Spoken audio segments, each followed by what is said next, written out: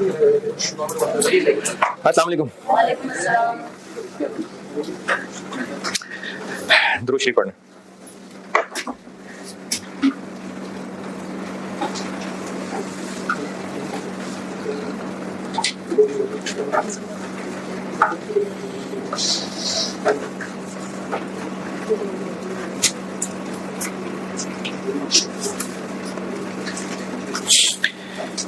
Direct material बताया था कल और डायरेक्ट लेबर बताता हूँ।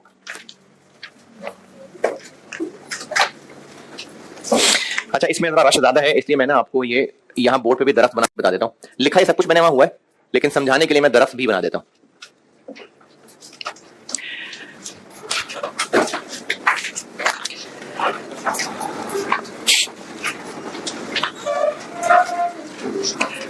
एक रिकैप, स्पेशल ऑर्डर ये है कि जो इस बिजनेस का रेगुलर काम नहीं है उससे कुछ डिफरेंट अभी इस पर काम आया है, तो हम उसके कितने पैसे चार्ज करें या जितने पैसे वो ऑफर कर रहा है तो उसके हिसाब से उसको हाँ करें या ना, कौन सी कॉस्ट कंसिडर करनी है, रेलेवेंट कॉस्ट। ये अगर रेलेवेंट कॉस्ट कंसिडर की तो हम थोड़ी प्राइस चार्ज कर रहे होंगे कस्टमर को, है ना? क्यों? क्योंकि हम एग्जिस्टिंग खर्चे डालने की बजाय सिर्फ एक्स्ट्रा वाले खर्चे डालेंगे। ये मुझे ना वो एक स्टूडेंट ने सवाल पूछा, इसलिए मैं आपसे भी शेयर कर रहा हूँ। स्टूडेंट ने जीडी में पूछा कि इस तरह तो फिर हम कम कमाया करेंगे, तो हम सारे खर्चे ही डालने क्यों नहीं डाल लेते? कोई मना तो नहीं है। तो हाँ, जिन कस्टमर्स ने रेट पे तंग नहीं करना ना, तो उनसे तो 500 करोड़ चार्ज कर लें, दफा करो रेलेवेंट कॉस्टिंग। ये सिर्फ और सिर्फ बिजनेसेस के लिए उन सिचुएशंस में बनाया हुआ टॉपिक है जिसमें कस्टमर जो काम हमारे पास लेके आया है वो ज्यादा पैसे नहीं देने को तैयार, हम उसको छोड़ना भी नहीं चाह रहे, नुकसान भी नहीं उठाना चाह रहे, तो फिर रेलेवेंट कॉस्ट कंसिडर होती है। वरना ये कोई मजबूरी नहीं है बिजनेस के लिए कि अगर उसको कोई वन ऑफ काम आ गया है तो उसे कमा नहीं सकता। प्रैक्टिकली कोई मजबूरी नहीं है, गुना नहीं मिलेगा उसको। अगर किसी बिजनेस को कोई स्पेशल वन ऑफ काम आया, चलो वही मैंने मिसाल दी थी कि स्कूल वालों ने चेयर्स का ऑर्डर दिया है, तो अगर चाहें तो उनसे अपने रेगुलर बिजनेस से ज्यादा कमा लें, बल्कि अगली 7 नस्लों को भी पैसा कमा लें, कोई मसला नहीं है, लेकिन वो दे तो सही ना। तो अगर कस्टमर ना पैसे देने वाला हो, उन सिचुएशंस के लिए ये टॉपिक बनाया हुआ है, ठीक है? ऐसा नहीं है कि बिजनेस क्यों ना कमाए, बेचारा क्यों ना कमाए, कमा ले, लेकिन जो कस्टमर्स नहीं देते हैं पैसे, ये उनके लिए बनाया हुआ टॉपिक है जो हम लोग पढ़ रहे हैं। तो अगर किसी को बिजनेस की फिक्र हो रही है कि बेचारा बिजनेस क्या करेगा, तो ये बिजनेसेस सबके लिए लाजमी नहीं है कि वो रेलेवेंट कॉस्ट के ऊपर प्राइसिंग करें। ये सिर्फ बिजनेसेस के लिए बनाया हुआ टॉपिक है कि जहां पर कस्टमर नहीं पे कर रहा ज्यादा, तो फिर वो कम से कम उतने खर्चे तो पूरे करे ना जो उसको एक्स्ट्रा पड़ने। ये इस सेंस में है टॉपिक। डायरेक्ट लेबर, जो इस प्रोजेक्ट, इस जॉब के लिए लेबर चाहिए, उसकी रेलेवेंट कॉस्ट निकालने लगे। इसके मैंने बांटे में पहले 2 हिस्से। एक को मैं कह रहा हूं परमानेंट लेबर, लेकिन परमानेंट लेबर से मेरा हरगिज ये मतलब नहीं है कि ये सैलरीड एम्प्लॉइज की बात हो रही है। वो तो फिर लेबर ही नहीं होगा, वो तो डायरेक्ट लेबर ही नहीं होगा, वो तो प्रेफरेंस बन जाएगा। तो कॉस्ट में प्रोडक्शन के वर्कर्स जो होते हैं ना, वो सैलरीड नहीं होते, वो परारी होते हैं। परमानेंट से मुराद, वर्ड परमानेंट क्यों को खास लिफ्ट नहीं कराना, परमानेंट से मेरी मुराद ये है कि labour has been hired for a specific time for which company will pay। यानी हमने वर्कर को ऑलरेडी हायर किया हुआ है कि 2023 में हम आपको 200 घंटे कम से कम आपसे काम लेंगे, उसके पैसे हम आपको देंगे, और अगर काम ना ले सके तो फिर भी 200 घंटों के पैसे आपको देंगे। इसको मैं परमानेंट लेबर कह रहा हूं। लेबर को हायर कर लिया है एक स्पेसिफाइड टाइम के लिए, जिसके लिए कंपनी विल पे, ये तय हो गया हुआ है। इसकी अंग्रेजी कुछ और लिखनी है, कुछ और लिख लें, उर्दू लिखनी है उर्दू लिख लें। इससे मेरी मुराद यह है कि हम जिस वर्कर से काम लेना चाह रहे हैं, उस वर्कर को हमने ऑलरेडी हायर कर लिया हुआ है, टाइम पीरियड उससे तय कर लिया हुआ है, और उसको पैसे देने ही देने हैं। ये अगर इस अंग्रेजी से नहीं समझ आता कोई बात नहीं, आप उर्दू लिख लें, पंजाबी, पश्तो, जैसे मर्जी लिख लें, कुछ ऐसा लिख लें जो आपको समझ आए।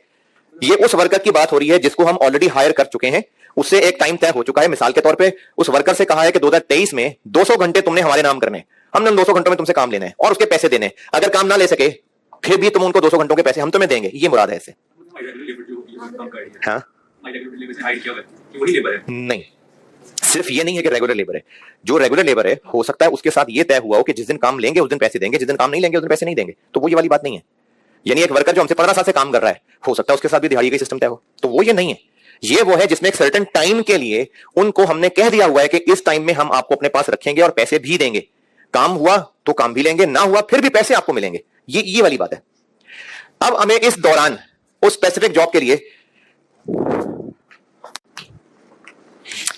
4 बुनियादी बातें, हम जिस जॉब को इवेल्युएट कर रहे हैं उसकी वजह से जो आउटफ्लो होगा, इसकी वजह से जो इनफ्लो होगा। एक इनफ्लो होना था, इस जॉब की वजह से जाया हो जाएगा, वो रेलेवेंट आउटफ्लो है। एक आउटफ्लो होना था जो इस जॉब की वजह से बच जाएगा, वो इनफ्लो है। ये सारा टॉपिक इन्हीं 4 बातों पे ही है। हमें इस जॉब के लिए एक वर्कर चाहिए जिसे काम लेना है और उसकी रेलेवेंट कॉस्ट निकालनी है। क्यों निकालनी है रेलेवेंट कॉस्ट? क्या कर रहे हैं हम? हमने इस स्पेशल ऑर्डर को इवेल्युएट करने के लिए सिर्फ और सिर्फ वो आइटम्स कंसीडर करनी है जो रेलेवेंट फॉर द जॉब है। तो वो वर्कर जिसे हमें काम लेना है, वो वर्कर हमारा परमानेंट है, लेकिन परमानेंट का वर्ड इंपॉर्टेंट नहीं है, ये चीज इंपॉर्टेंट है। और spare time available out of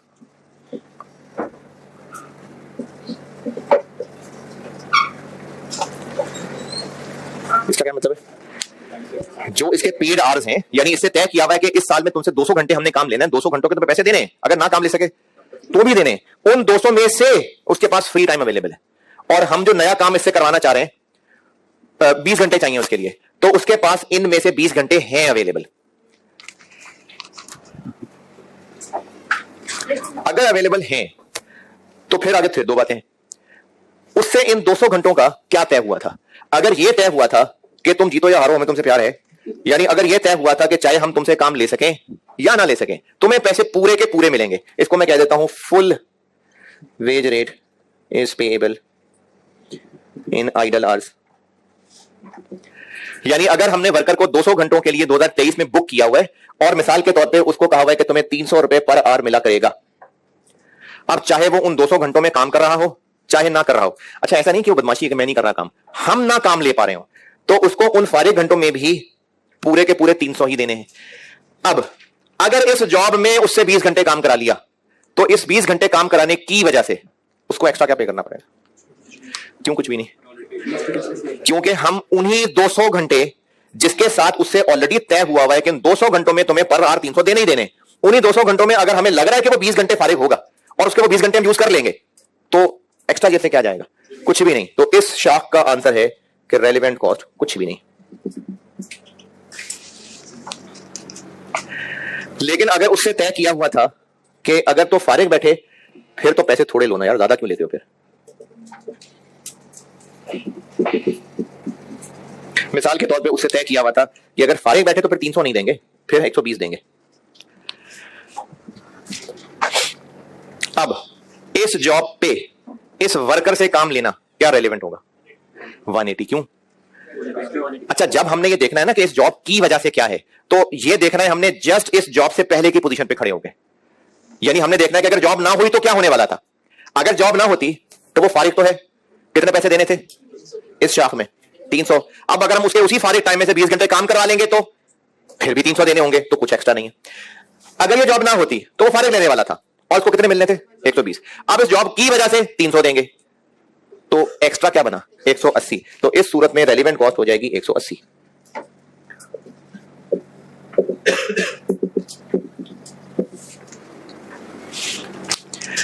ये बात दोबारा, जो हमें इस जॉब के लिए वर्कर चाहिए वो वर्कर हमारे पास ऑलरेडी हायर्ड है, हमने उससे ऑलरेडी एक टाइम पीरियड के लिए तय किया हुआ है रेट के इतने घंटे तुमने हमारे पास रहना है, हम तुम्हें पैसे देंगे चाहे हम तुमसे ना भी काम ले सके।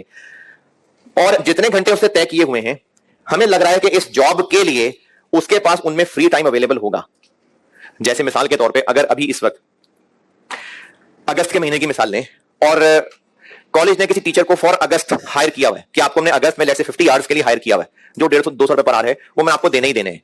अब इस अगस्त के महीने में क्योंकि सेशन खत्म हो रहे हैं तो स्पेयर टाइम अवेलेबल होगा टीचर के पास, तो इस दौरान अगर आईकैप वाला वो जो 2 दिन वाली वर्कशॉप की मिसाल दी थी, तो उस दौरान अगर इसी टीचर को pack as a trainer use करना चाहे तो उनके पास फ्री टाइम अवेलेबल है ना। फ्री से मुराद है जी शाम 6 बजे के बाद क्या कर रहे हैं? फारिग ही है ना, आ जाना। क्या मुराद है फ्री टाइम अवेलेबल? जो वर्किंग आवर्स उनके पेड तय हैं उनमें से फ्री अवेलेबल है, क्योंकि भी काम का प्रेशर नहीं है। उस फ्री में से जो इस जॉब के लिए 20 घंटे चाहिए वो यूज कर लेंगे, तो उनकी रेलेवेंट कॉस्ट क्या होगी? ये वो 2 शाखें बनाई है। और अगर ऐसा नहीं है,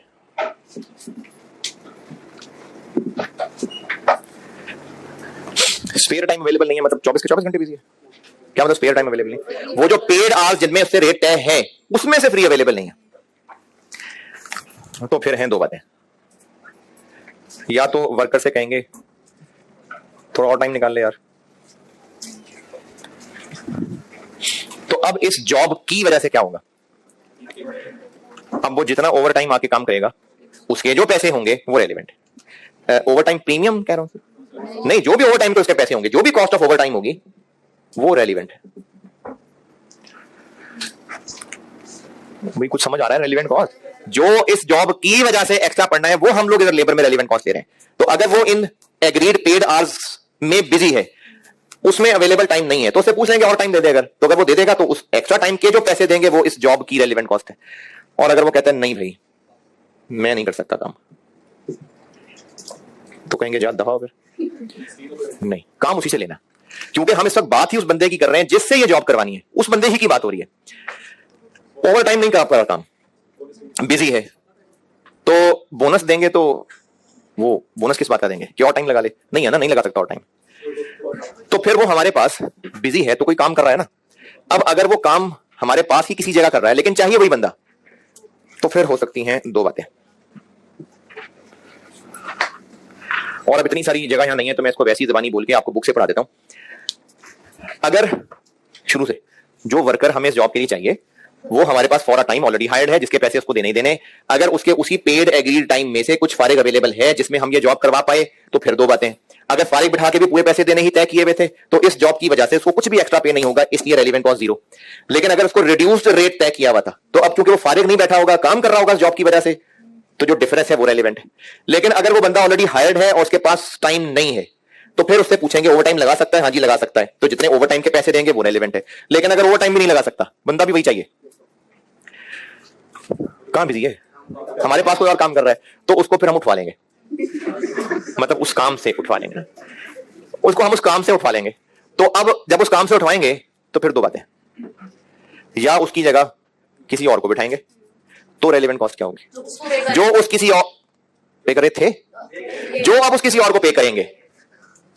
हमें इस जॉब के लिए मिस्टर ए ही चाहिए, मिस्टर ए से कोई और काम हो रहा था, अब उसको उस काम से शिफ्ट करके यहां लाएंगे और उसकी जगह बी आएगा वहां, तो ए को इस जॉब पे यूज करने की रेलिवेंट कॉस्ट क्या होगी, जो बी को पैसे देंगे, क्योंकि जॉब की वजह से हमें एक्स्ट्रा क्या पड़ा है, जो बी को पैसे देंगे। तो अगर उसकी जगह कोई और बंदा आ सकता है तो रेलिवेंट कॉस्ट क्या हुई, उस किसी और बंदे के पैसे। इस बंदे के अपने पैसे क्यों नहीं, क्योंकि उसको उस पुराने काम पे बिठाएं या इस काम पे बिठाएं, उसको तो पैसे देने ही थे। अच्छा अगर ऐसा हो कि इसको हम पहले 500 पर आवर दे रहे थे, अब उसकी जगह जो बंदा लाएंगे वो 400 पर आवर वाला होगा, तो रेलिवेंट कॉस्ट क्या हुई 400 पर आवर, और उसको यहां लाने से हम 550 देंगे, तो 400 भी और जो एक्स्ट्रा 50 है वो भी। तो इसको अगर हमने यहां शिफ्ट किया और इसकी जगह रिप्लेसमेंट वाला बंदा आ सकता हुआ, तो रेलिवेंट कॉस्ट क्या हुई, उस रिप्लेसमेंट वाले बंदे की कॉस्ट। और अगर नहीं आ सकता, उसकी जगह कोई ले ही नहीं सकता, तो वो काम बंद करना पड़ेगा हमेशा के लिए, कितने अरसे के लिए, तो फिर रेलिवेंट कॉस्ट क्या होगी, जो उन 20 घंटों में उस काम से कमा सकते थे नहीं कमा सकेंगे, कुर्बानी, वो कुर्बानी रेलिवेंट होगी। तो अब आप ऐसा करें कि पेज नंबर 263 पे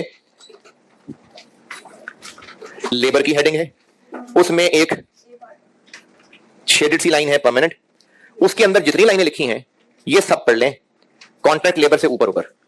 हाँ, जो कॉन्ट्रैक्ट लेबर से ऊपर ऊपर पढ़ेंगे उसका फार्मूला आपको समझ अभी नहीं आएगा, वो सवाल के साथ आएगा। अदरवाइज ये परमानेंट लेबर वाली सारी अंग्रेजी पढ़ लें, और जितना मैंने अभी समझाया है, और वो मैंने अंग्रेजी भी लिखी हुई है, अगर आपको वो अंग्रेजी उतनी समझ नहीं आ रही ना, तो आप अपने अल्फाज में इसको मजीद बढ़ा लें। एक बार वो सारा पढ़ लें, उसके बाद सवाल पूछें, पहले पढ़ लें, हैं समझ नहीं आई। वो वर्कर जिस डिपार्टमेंट में काम करता था उससे जो प्रोडक्ट बनाता था, अब उसको हमें कुछ दिनों के लिए इस नई जॉब पे लाना पड़ेगा, तो वो जो पुराना काम कर रहा था उसकी जगह कोई और बंदा लाएंगे ना। नहीं, आप पूछ कर रहे हैं दूसरा किसको कह रहे हैं, पहला किसको कह रहे हैं, बंदा अवेलेबल है। अच्छा, अगर रिप्लेसमेंट वाला बंदा अवेलेबल नहीं है तो वो जो काम करता था वो काम फिर कुछ दिनों के लिए बंद करना पड़ेगा ना। आप संजय वो एक दुकान पे बैठता था, अब उसको हमने वहां से शिफ्ट करके कुछ दिनों में एक काम करवाना है, दुकान पे उसकी जगह कोई और नहीं बैठ सकता, तो दुकान बंद करनी पड़ेगी। अब दुकान बंद करने से क्या होगा, जो कमाना था वो रह जाएगा, वो कंट्रीब्यूशन लॉस्ट, वो रेलेवेंट कॉस्ट होगी।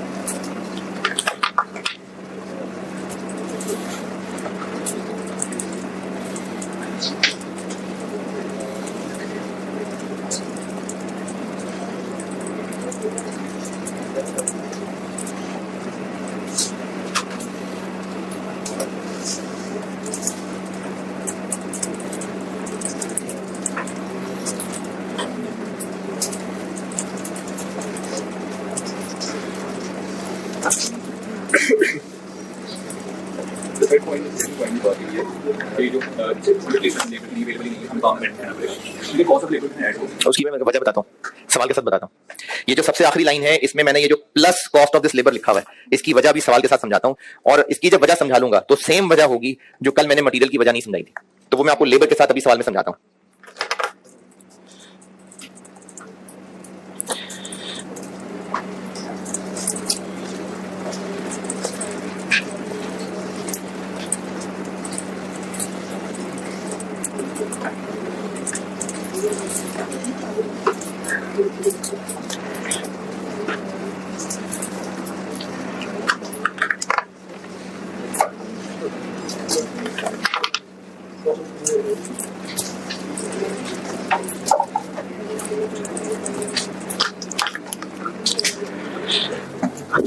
हाँ जी जी, देखिए अगर आपने बोला कि अब वो जिसने हमसे वो काम कराया कुछ समय मिल तो हमसे सस्ती में बनवाना चाह रहे थे, ठीक है, सस्ती बनवाना चाह अच्छा। रहे हैं। अब हम ये बिजनेस को बंद कर रहे हैं, हो सकता है कि बिजनेस नहीं बंद करके मतलब मुझे स्पेसिफिक काम बंद कर रहे हैं, हम हो सकता है उससे ज़्यादा मार्जिन प्रॉफिट कमा रहे हो।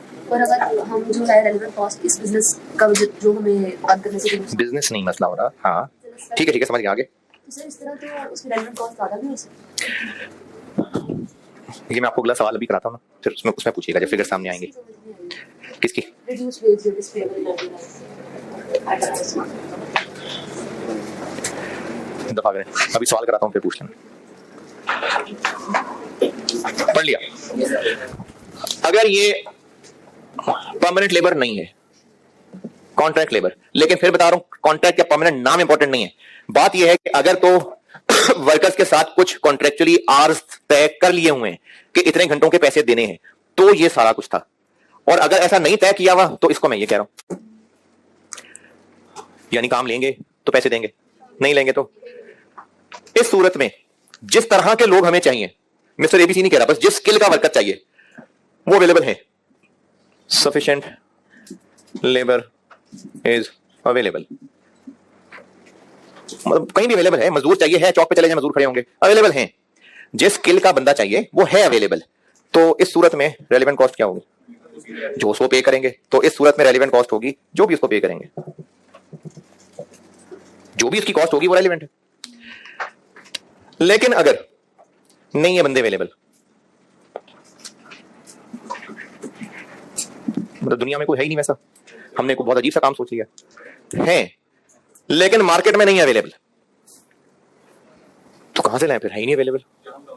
अच्छा, अगर किसी और कंपनी में काम कर रहे हैं और वहां से ला सकते हैं तो बस अवेलेबल हैं, फिर यही है अवेलेबल का मतलब यह है कि जैसे हमें कोई मशीन का हेल्पर चाहिए, हमारी फैक्ट्री में भी ऐसा बंदा कोई नहीं है, पुल के नीचे जाके देखें वहां भी नहीं है सर, फलाने बाजार में जी वहां भी नहीं है।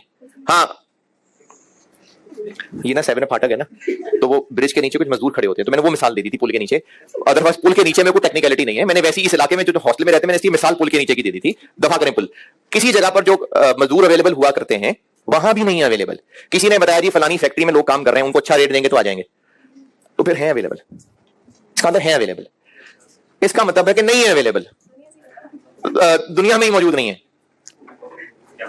हमारे पाकिस्तान में जो भी पॉसिबल प्लेसेस है ना, उनको मैं कह रहा हूं अवेलेबल। अरे इतनी बड़ी तो साइंस ही नहीं थी। सफिशिएंट लेबर इज अवेलेबल का मतलब है कि अगर हम इस स्किल के लोग ढूंढेंगे तो मिल जाएंगे, ठीक है, और इधर नहीं मिलेंगे। अच्छा, अब नहीं मिलेंगे तो हमने को बहुत ऐसा अजीब सा वर्कर तो नहीं सोच लिया होगा जो है ही नहीं दुनिया में, बाहर से नहीं मिल रहे, हमारी फैक्ट्री में ही इस तरह के लोग कर रहे हैं काम। और नॉट अवेलेबल का मतलब है कि उनके पास टाइम नहीं है, बिजी हैं। अब जब बिजी हैं और हमारे ही पास काम कर रहे हैं तो लूडो खेलने में बिजी हैं, हमारा ही कोई काम कर रहे हैं, तो यहां पर फिर बिल्कुल सब कुछ भैया जो ये है। कौन किसी और कंपनी में थे? अरे नहीं भाई, मैं ये शुरू से बताता हूं, वो बीच में ना पुल से बातें करते निकल गई थी। मैं बिल्कुल शुरू से बताने लगा, ये बात बिल्कुल जीरो से बता रहा हूं। हमें इस काम के लिए वो वर्कर्स चाहिए, हेल्पर्स टाइप, जो जब भी हमें चाहिए हो हम उनको हायर कर लिया करते हैं और पैसे दे दिया करते हैं, नहीं चाहिए हो तो नहीं पैसे देते। ये उस तरह के वर्कर्स की बात हो रही है। ये शाख ये है कि हां इस तरह के वर्कर्स हैं अवेलेबल। चलें, पैक ने कोई टेस्ट लेने हैं, उनकी मार्किंग करानी है, उनके लिए कैफ पास स्टूडेंट्स चाहिए, तो यहां बाहर दरवाजे पे बैठे होंगे? नहीं, फॉर्म्स में अवेलेबल है। फोन करके पूछेंगे, एक दो लड़कों से कहेंगे टीएस को, वो ले आएंगे, मतलब अवेलेबल हैं। उनको कहते हैं कि इतने पैसे पर पेपर मिलेंगे तो अवेलेबल हैं। ये मुराद है कि अवेलेबल हैं। इससे मुराद है कि नहीं अवेलेबल नहीं है, हमें अपने ही पास जो टीएस मौजूद हैं उनसे काम चलाना पड़ेगा। और वो जो अपने ही पास टीएस मौजूद है वो बिजी, कहां बिजी होते हैं, बिजी हैं बिजी। तो अब वो एग्जिस्टिंग पैक में जो टीएस मौजूद हैं उन्हीं से अगर हमने वो आईकैप के सेमिनार वाली असाइनमेंट में कुछ काम लेना था तो अब वो टीएस हैं लेकिन बिजी हैं। ये मुराद है मेरी इस शाख से।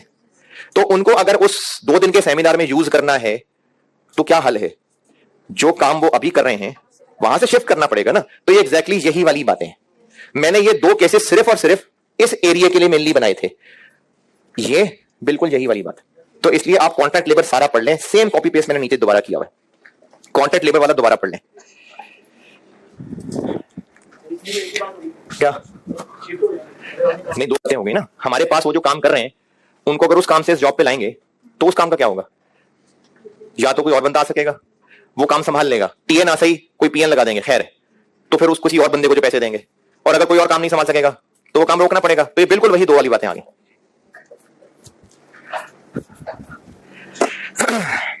ये लेबर की सारी डिस्कशन में अगर कुछ कच्चा कच्चा रह गया है तो मैं भी सवाल कराता हूं, उस सवाल में सारी चीजें दोबारा समझा दूंगा, फिर पूछिएगा जिसके जो जो सवाल पेंडिंग है। जी जी, इसीलिए ना मैंने कोशिश की हुई है कि वहां अंग्रेजी जितनी कोई मैं डिटेल लिख सका। तो अगर मेरे लिखे वैसे आपको बात पूरी कन्वे हो रही है तो ठीक है, अगर नहीं तो ऊपर आप अपनी कहानियां लिख लें। और अगर अभी समझ नहीं आ रहा क्या कहानियां लिखनी है तो मुझे एक सवाल पूरा करवाने दें, फिर लिख लीजिएगा कहानियां। अब आप आ जाइए, इलस्ट्रेशन 2 की थी, 3 पढ़ लें, मैं करता हूं बोर्ड पे। इलस्ट्रेशन 3 पढ़ लें, मैं बोर्ड पे करता हूं।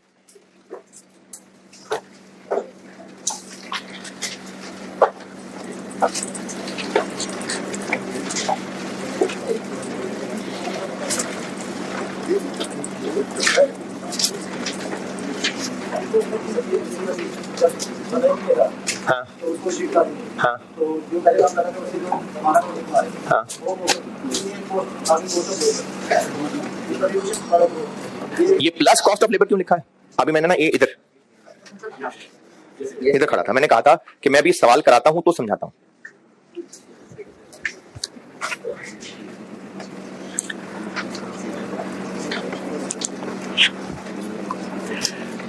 इलस्ट्रेशन 3 पढ़ लीजिए, पेज 268। इलस्ट्रेशन 3 पढ़ ले, मैं करता हूं बोर्ड पे।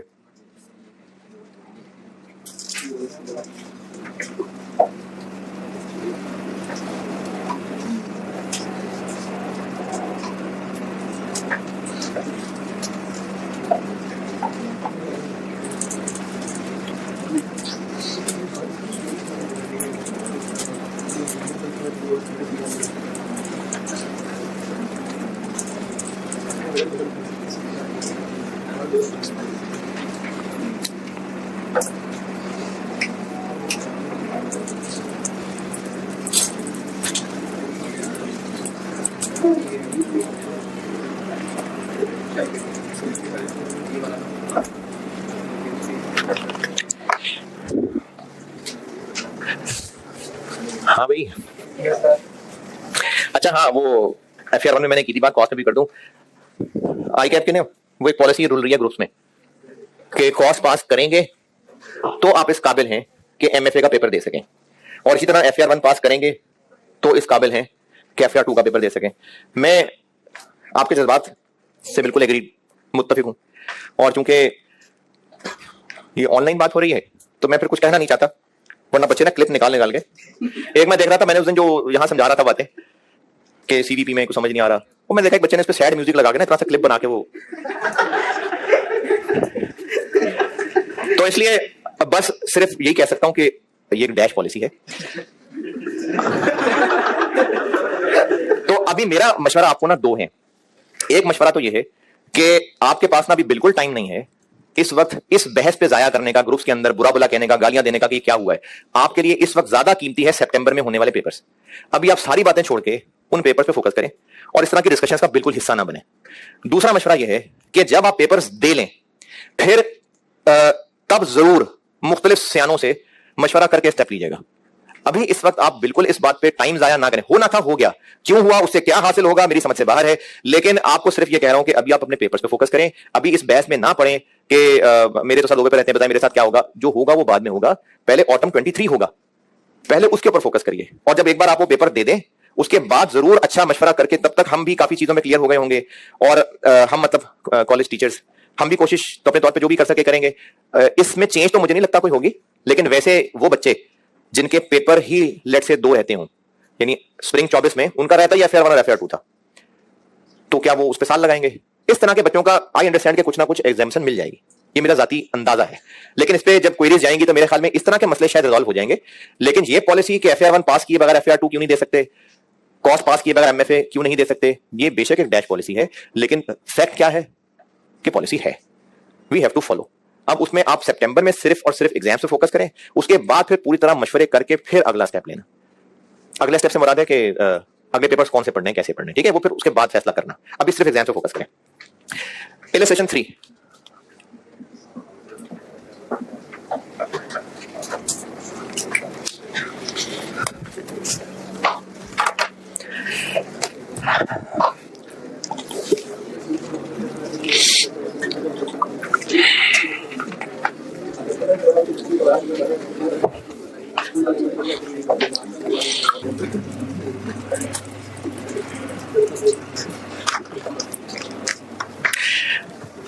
एक काम करना है कि B16 के 500 यूनिट्स बनाने हैं। अब उन 500 यूनिट्स बनाने के लिए हमें 3 तरह के लोग चाहिए, स्किल्ड, सेमी स्किल्ड और अनस्किल्ड। तो स्किल्ड की बात करते हैं पहले। टोटल कितने आवर्स चाहिए इन लोगों के? 500 इंटू 3, 1500 आवर्स चाहिए। और ये लोग कहां से आएंगे? ये हमारे पास ऑलरेडी हायर्ड है और इनके साथ हमने तय किया हुआ है कि आपसे हमने काम लिया तो 200 पर आवर देंगे और काम ना ले सके तो भी 140 रुपए तो देंगे ही। इस वादे के साथ उनके ऑलरेडी हम आवर्स खरीद चुके हुए हैं 800। ये 800 घंटे उनके हम खरीद चुके हुए हैं, जो अभी हमारी नजर में वो फारिग ही होंगे उन 800 घंटों में। तो उन 800 घंटों को तो करें ना यहां इस्तेमाल।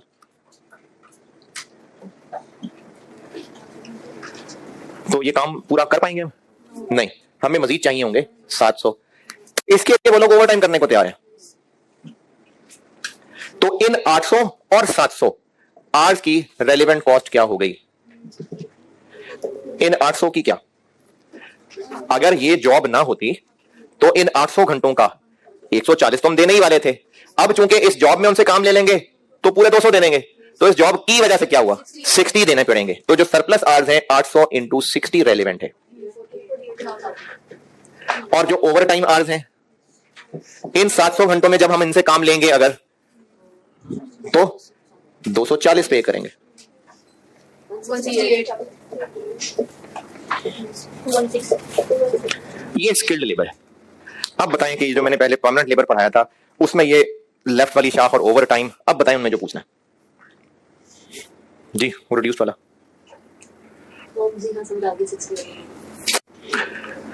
हाँ भाई, परमानेंट लेबर। चले पहले आसान वाला बताता हूं, अनस्किल्ड। अनस्किल्ड के कितने आवर्स चाहिए? अनस्किल्ड कह रहा हूं 500 इंटू 5, 2500 आवर्स चाहिए। तो कहां से लाइन लोगों को अवेलेबल है, ले आएंगे जाके। तो टोटल रेलिवेंट कॉस्ट बन जाएगी 2500 इंटू 40, 1 लाख। स्किल्ड और अनस्किल्ड में पूछें, जो भी मैंने सब समझाया था वो और ये जो अभी इस वक्त काम किया है, इसमें बताएं कोई जरा सी भी कंफ्यूजन जी? हाँ, अगर फारिग बिठाते तो 70% देते। हाँ, अगर ये जॉब ना होती तो क्या होता? अगर ये जॉब ना होती तो क्या हो रहा होता? अगर ये जॉब ना होती तो क्या हो रहा होता? इन 800 घंटों में इन्होंने फारिग बैठे होना था, जिसके लिए उनको 140 पे हो रहा होता। अगर ये जॉब ना होती तो ये हो रहा होता। अब इस जॉब के होने से क्या होगा, इन 800 घंटों का 200 पे किया जा रहा होगा, तो इस जॉब की वजह से क्या हो रहा है 60, वो रेलिवेंट है। रेलिवेंट पहचानने के लिए ना आप इस पोजीशन पे गौर करें कि जस्ट ये जॉब ना होती तो क्या होता और इस जॉब के होने से क्या होगा, तो जो इस जॉब की वजह से फर्क पड़ा है वो रेलिवेंट है, इसलिए 60 रेलिवेंट है। Yes sir.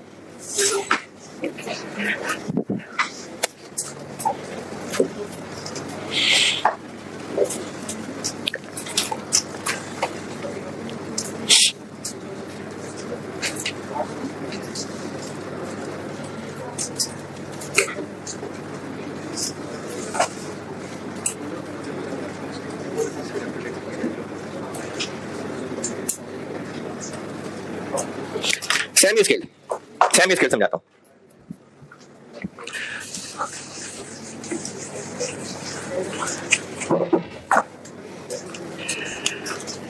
सेमी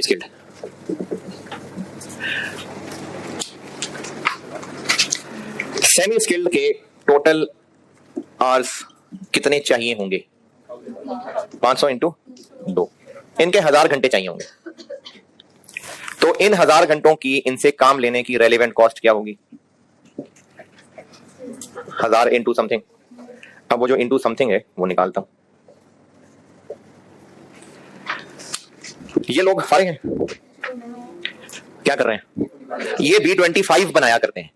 तो अगर इनको हमने B16 पे करना है इस्तेमाल, तो उसकी जगह और बंदा आ सकेगा, नहीं वही लिखा हुआ है, नहीं आएगा तो B25 रोकना पड़ेगा हमेशा के लिए, इन 1000 घंटों तक रोकना पड़ेगा। तो जो B25 से हम कमा लिया करते थे वो कुर्बानी हो जाएगी। अब वो कुर्बानी रेलिवेंट है।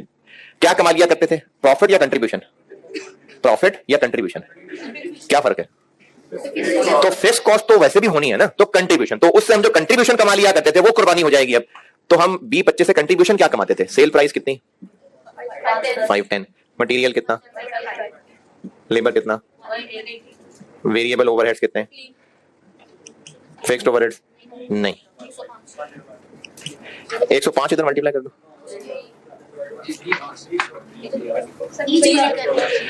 1000 hours into rupees 105 per unit कर दूं।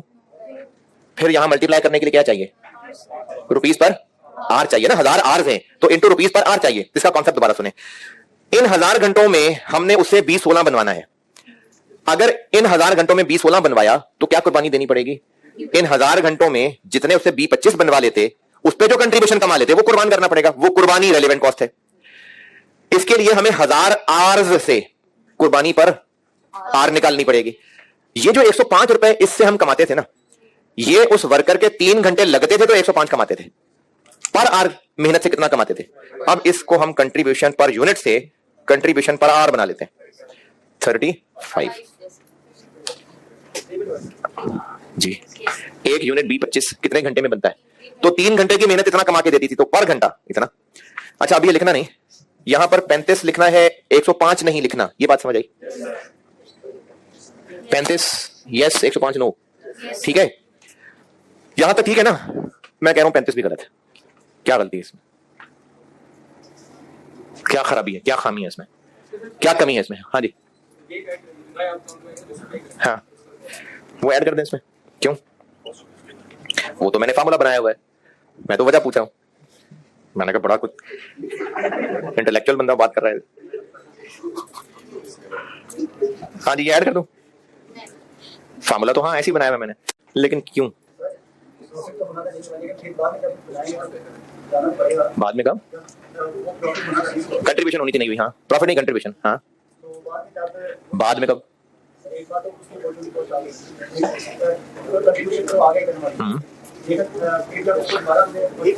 वही किसको कह रहे हैं, प्रोनाउन बहुत सारे आगे, वही से क्या मुराद है। हाँ तो हम बाद की तो बात ही नहीं कर रहे, हम ये कह रहे हैं कि उन 1000 घंटों में क्या होगा। ये 1000 घंटे कौन से हैं, जो B16 बनाने के लिए 1000 घंटे चाहिए। इन 1000 घंटे इस बंदे से काम लेने के लिए हमें कुर्बानी देनी पड़ रही है ना। क्या कुर्बानी, के उन 1000 घंटों में हम B25 नहीं बनवा रहे होंगे, बाद में तो बनवा ही लेंगे, उन 1000 घंटों की बात हो रही है। क्या क्या क्या, हाँ जी जी, वही तो बेटे पूछा, उसकी कौन सी रेलेवेंट कॉस्ट है, 60। आप बाद वाली 25 दोबारा बनवाना शुरू कर देंगे, वो बात है। हम बात ही सिर्फ 1000 घंटे की कर रहे हैं। तो ये 35 रहेगा या 60 भी ऐड होगा? मैंने लिखा हुआ फार्मूला, ठीक है, लेकिन क्यों? इसको हम पेमेंट नहीं करेंगे ना, हाँ 60 पर आप इसको पेमेंट करेंगे, ठीक है। तो इसलिए ऐड होगा। हाँ जी, और कोई वजह? क्योंकि B25 के तो हम पे नहीं करें सर, जी जी, एक्स्ट्रा हम पे करें तो रेलेवेंट होगा। B25 के बाद इसमें पे नहीं करेंगे सर्विस के लेवल पर। अच्छा ठीक है, और कोई?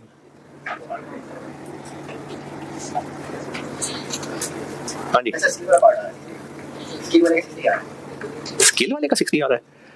अरे वो 60 और है, ये 60 और है। वो मेरे ब्लैक में लिखा है, ब्लू में लिखा है। वो ये 60 वो था जो 200 और 140 का फर्क था। नहीं, वो इधर नहीं आ रहा है। वो इधर क्यों आएगा?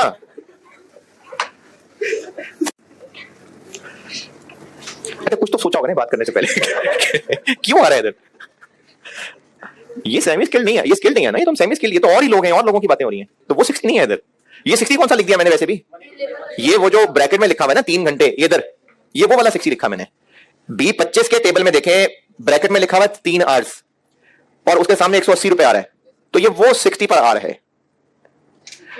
इस 60 को यहां क्यों ऐड करना है नहीं करना है, ठीक है। एक ने कह दिया कि B25 अब नहीं बनाएंगे तो B16 बनाएंगे तो उसको 60 पे करेंगे, ठीक है। रिपीट करें कॉस्ट? अच्छा जी, और मैं तो बता ही दूंगा ना यार, लेकिन बताए ना, कह रहा हूं सोचने को। तो 35 ही आएगा या 95? जी और 325 का सील तो करेंगे तो डील और डील तो रेट नहीं लगेगी, लेकिन लेटर को पैसे दे ही ना सील। हाँ, ठीक है, इसलिए कंट्रीब्यूशन बात ऐड बैक करेंगे। जबरदस्त। हाँ जी, आप क्या कह रहे हैं कि ऐड बैक कर रहे हैं? ठीक है जी, शाबाश। ये मैं इसमें ऐड नहीं कर रहा हूं, ऐड बैक कर रहा हूं।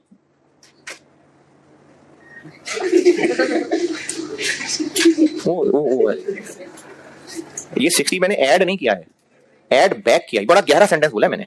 ये 60 ऐड नहीं हो रहा, ऐड बैक हो रहा है। ये क्या साइंस है?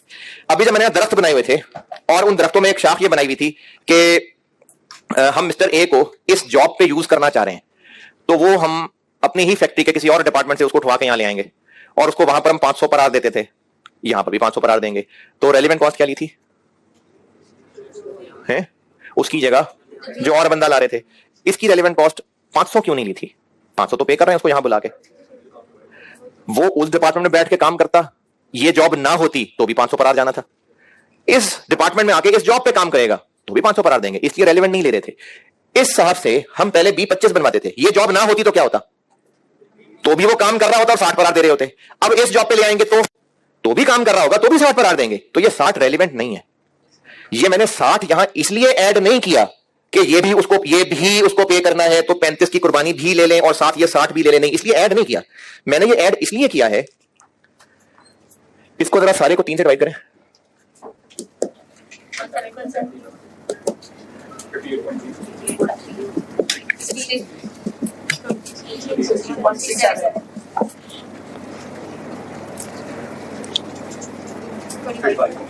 ये क्यों आ गया? क्यों आ गया ये? नेट करके 3 से डिवाइड कर लें या सबको 3 से डिवाइड करके ऐसे कर लें, यही आना था। यानी ये जो 35 निकला हुआ है इसमें ये सब कंसिडर हुए हैं। B25 नहीं बनेगा, बनता था तो बिकता था, नहीं बनेगा तो नहीं बिकेगा, रेलेवेंट चीज है। 25 बनता था तो मटेरियल लगता था, नहीं बनेगा, रेलेवेंट चीज है। 25 बनता था तो वेरिएबल खर्चा होता था, नहीं बनेगा तो नहीं रेलेवेंट है। लेकिन 25 बनता था तब भी उसको 60 पर आर देते थे, अब भी वही बंदा हमारी ही फैक्ट्री में मौजूद रहेगा, उसको अब भी 60 पर आर देंगे। तो इस 35 निकलने में एक ऐसी चीज माइनस हो गई हुई है जो नहीं होनी चाहिए थी। इसको सॉल्व करें। 95 इसकी कैलकुलेशन में ये माइनस नहीं होना चाहिए था, ये रेलेवेंट नहीं है। ये रेलेवेंट है, ये नहीं है। क्यों नहीं है रेलेवेंट? क्योंकि वही बंदा हमारे पास मौजूद है, उसी से हम लोग काम ले रहे हैं, बिजी आदमी है। B16 ना भी बनाते तो B25 बनाता था, पर आर को देते थे 60, अब भी देंगे। तो वो 60 रेलेवेंट नहीं है, लेकिन इधर माइनस करने से वो माइनस हो गया हुआ था, ऐड बैक कर देते हैं उसको ताकि यही वाला 95 आ जाए। ये बात मैंने बेशक फार्मूला बना के लिख दी है। क्या फार्मूला बनाया है? कंट्रीब्यूशन ऑन दैट प्रोडक्ट पर, देखिए अंग्रेजी, पर आर ना, पर यूनिट नहीं, per R plus cost of this labour. ये मैंने फार्मूला तो बना दिया, लेकिन असल में कॉन्सेप्ट ये है कि इस पर यूनिट को निकालते हुए ये माइनस नहीं करना चाहिए था, इसके बगैर आंसर निकालना चाहिए था। इसको करें 3 से डिवाइड, 95, ये रेलिवेंट कंट्रीब्यूशन लेना चाहिए था। तो मैंने आपको सवाल हल करने के लिए बता दिया कि 35 plus cost of this labour, ये मैंने आपको फार्मूला बना दिया। और ये सारी कहानी समझा इसलिए रहा हूं कि सवाल में हो सकता है आपको यह कहा जाए कि B25 के एक यूनिट पे हम 285 रुपए कंट्रीब्यूशन कमाया करते थे इग्नोरिंग दिस लेबर। तो आप क्या करेंगे? आपको ये चीजें बताने की बजाय आपको कह देता कि B25 पे हम अभी 285 कंट्रीब्यूशन कमाया करते हैं इग्नोरिंग दिस लेबर। तो बस इसी को 3 पे डिवाइड करके 95 आ जाएगा, फिर ये ऐड करने की जरूरत नहीं है। इसलिए ये सारा कॉन्सेप्ट बता रहा हूं कि ये जो हम B25 की कुर्बानी दे रहे होंगे ये कंट्रीब्यूशन रेलिवेंट है, लेकिन 35 क्यों नहीं था? क्योंकि 35 कैलकुलेट करते हुए 60 माइनस हुआ था जो कि नहीं होना चाहिए था, वो ऐड बैक किया। बस ये कहानी थी। तो अब हम यहां पर 95 लिखेंगे।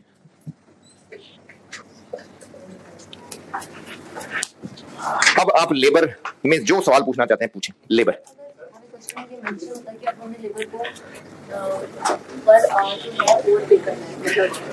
अब उसको 72 रुपए देने हैं तो वो 12 भी लिखते हैं।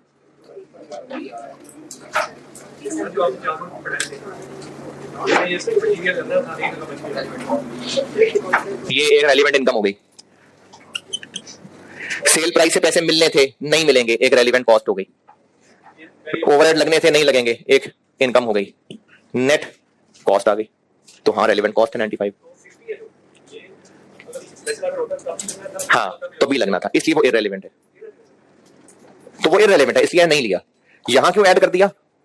क्योंकि 35 की कैलकुलेशन में वो माइनस हो गया हुआ है, इसलिए ऐड बैक किया। अच्छा एक और बात बताता हूं, इस सवाल में फिक्स्ड ओवरहेड्स कितने हैं?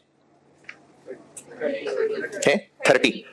तो 510, 175, 180, 50, 30, 75 को 3 से डिवाइड करें 25। अब हम इसको रेलिवेंट कुर्बानी इसलिए नहीं कहेंगे, इसमें 60 लेस हुआ है, नहीं होना चाहिए था, ऐड बैक कर दें। फिक्स्ड ओवरहेड्स का 10 पर आर कर लिया, नहीं होना चाहिए था, वो भी ऐड बैक कर दें। तो ये 60 हम ऐड नहीं कर रहे, ऐड बैक कर रहे हैं, क्योंकि वो लेस हो गया है जो कि रेलिवेंट नहीं है, नहीं होना चाहिए था, इसलिए इसमें ऐड बैक कर रहे हैं। अच्छा अगर तो कुछ कुछ आया है ना समझ, तो ये हल्की आंच पे रखा रहने, पक जाएगा, आस्ता आस्ता प्रैक्टिस होगी तो ये पकेगा। लेबर में अभी फिलहाल कुछ पूछना है तो पूछें। ब्रेक बिल्कुल करते हैं, आप बिल्कुल हौसला रखे करते हैं ब्रेक। और चल ठीक है, फिर ओवरहेड बताने लगा था लेकिन नहीं, आप इस लेबर पे ही लंबी लंबी सांसें ले लें। पहले ये वाली क्लास में यहीं रोकता हूं, तो आप 10 मिनट के अंदर आ जाए, आना है तो फिर मैं 92 शुरू करता हूं, 3 बजे पढ़ाना शुरू कर दूंगा, मैं यहीं खड़ा हूं, ठीक है? 91 बस।